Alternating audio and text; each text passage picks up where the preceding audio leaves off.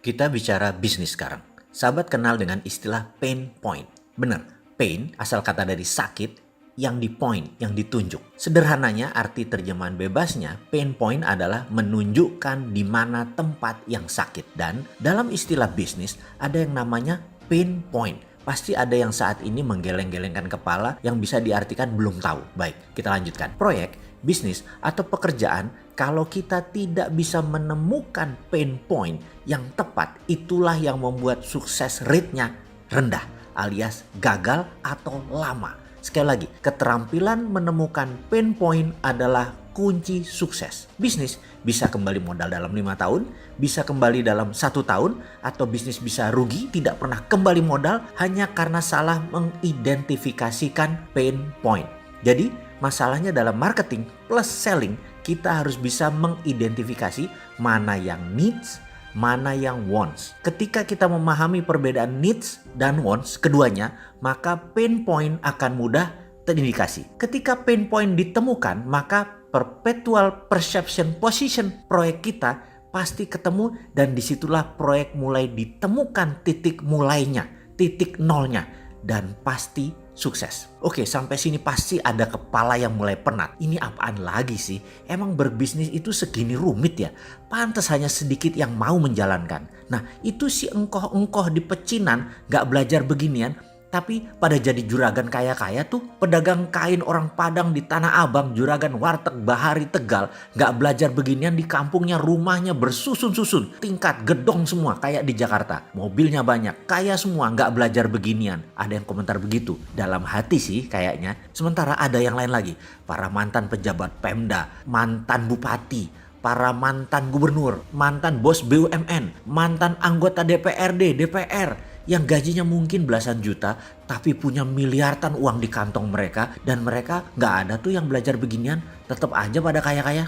Lupa, bentar, kita gak bicara memanipulasi jabatan ya. Oke, kita ralat, kita balik ke bisnis. Bener, mereka tidak belajar hal ini, yaitu para pedagang kaki lima, engkoh-engkoh di pecinan dan lain-lain. Benar, tidak belajar. Tapi mereka melakukannya. Dari ratusan proses, bahkan ribuan proses mereka jalani dari usia belasan hingga sekarang, misalnya usia mereka 50-an, sudah 30 tahun, sudah 40 tahun, sudah ribuan proses bisnis dilalui, dan sudah terbentuk perpetual perception position di kepalanya tanpa melakukan analisa data. Hal itu sudah masuk pikiran bawah sadar dan sudah masuk dalam snap judgment decision.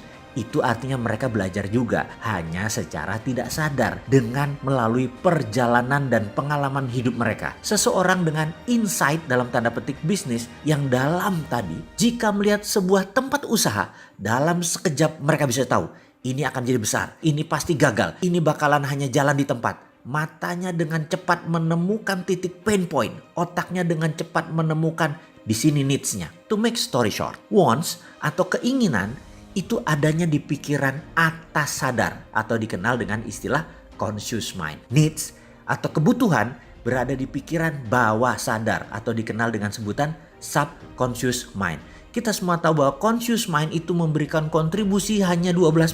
Sementara subconscious mind memberikan 88% kontribusi kepada kehidupan. Namun subconscious punya kelemahan.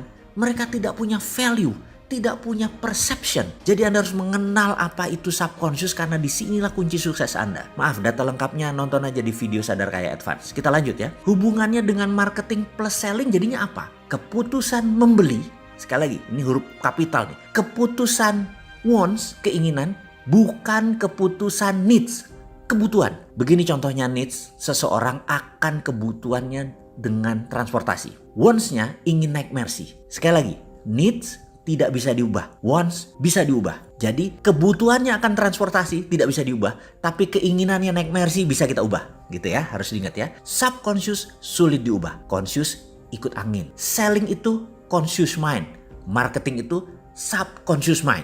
Nah, mulai pening kan sekarang? Baik, sampai di sini pasti mulai nyambung dengan apa yang saya maksud di awal diskusi ini, yaitu pentingnya menemukan pain point, pentingnya mengidentifikasikan needs dan wants, di mana hasil akhirnya adalah membuat software perpetual perception position, yang mana hal ini harus diletakkan di bawah sadar seseorang agar dia bisa dan pasti menjadi sukses keputusan bisnisnya karena semua keputusan bisnisnya pasti benar. Sekali lagi, saya memberi ilustrasi. Needs, wants, pain point, perpetual perception position dalam sebuah pemahaman. Jadi semua pelajaran di awal kita ulang dalam sebuah pemahaman. Seseorang tinggal di Cibubur, kerja di Jakarta.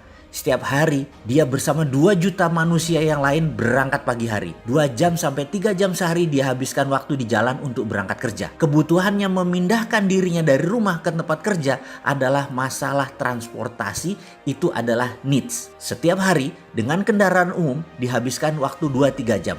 Maka memiliki kendaraan yang nyaman adalah wants-nya. Needs tidak bisa diubah meskipun dia pindah tempat kerja lainnya yang dekat dengan rumah. Dia tetap perlu transportasi dengan pilihan jalan kaki sekalipun. Wants-nya tetap saja ingin mobil Mercy. Pain point-nya di mana? Banyak sisi melihatnya.